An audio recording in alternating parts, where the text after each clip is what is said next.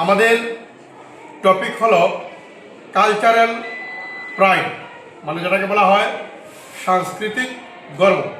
আমাদের ভারতবর্ষ আর বিভিন্ন সংস্কৃতি নিয়ে ঘোরা, যেটাকে বলা হয় আর বিবিধের মাঝে দেখো মিলন মহান। আমাদের ভারতবর্ষে বিভিন্ন ভাষাভাষী, বিভিন্ন সম্প্রদায়, বিভিন্ন জনগোষ্ঠী আর যারা আমাদের ভারতবর্ষের মধ্যে রয়েছে, বিভিন্ন সংস্কৃতিকে নিয়ে আর আমাদের ভারতবর্ষের যে সুন্দর যে সংস্কৃতি, ভারতীয় যে সংস্কৃতি, সেই ভারতীয় সংস্কৃতিকে আর বিশ্বের মধ্যে আর শ্রেষ্ঠ সংস্কৃতি হিসাবে আর তুলে ধরার দায়িত্ব হলো আমাদের এখানে। আর যেভাবে সংখ্যালঘু সম্প্রদায়ের আছেন, সেভাবে সংখ্যাগুরু সম্প্রদায়ের আছেন, সেভাবে বিভিন্ন ভাষাভাষীর আছেন। যেমন আমাদের যে অঞ্চল, আমরা যদি আমাদের অঞ্চলের কথাই যদি চিন্তা করি, আমরা এখানে দেখব এখানে আর বিভিন্ন সম্প্রদায় রয়েছে। আমাদের বিদ্যালয়েও আর বিভিন্ন সম্প্রদায় রয়েছে। যেমন আমাদের বিদ্যালয়ে যেভাবে বাঙালি সম্প্রদায়ের ছাত্রছাত্রী রয়েছে, ঠিক সেভাবে আমাদের অসমীয়া সম্প্রদায়ের ছাত্রছাত্রী রয়েছে, ঠিক সেভাবে আমাদের চা জনগোষ্ঠীর ছাত্রছাত্রী রয়েছে, ঠিক সেভাবে আমাদের কার্বি জনজাতি রয়েছে, আমাদের খাসি জনজাতি রয়েছে।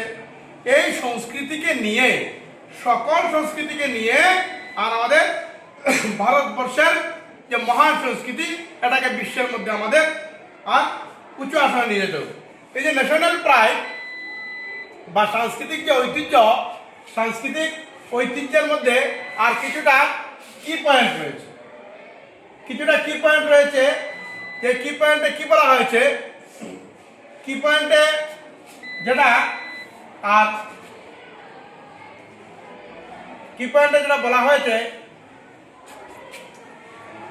সেটা হলো, যেমন shared identity, it stems from a shared history, language, customs, value and belief that bind a community or group together. প্রত্যেকের সংস্কৃতির একটা ঐতিহ্য রয়েছে।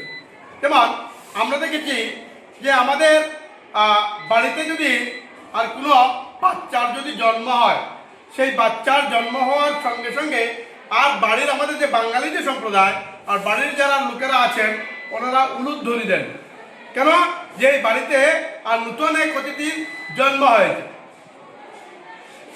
তারপর কি আছে? Sense of belonging, it strength and individual connection to their community and heritage, giving them a sense of where they come from and where they are going. মানে এটাই কি করে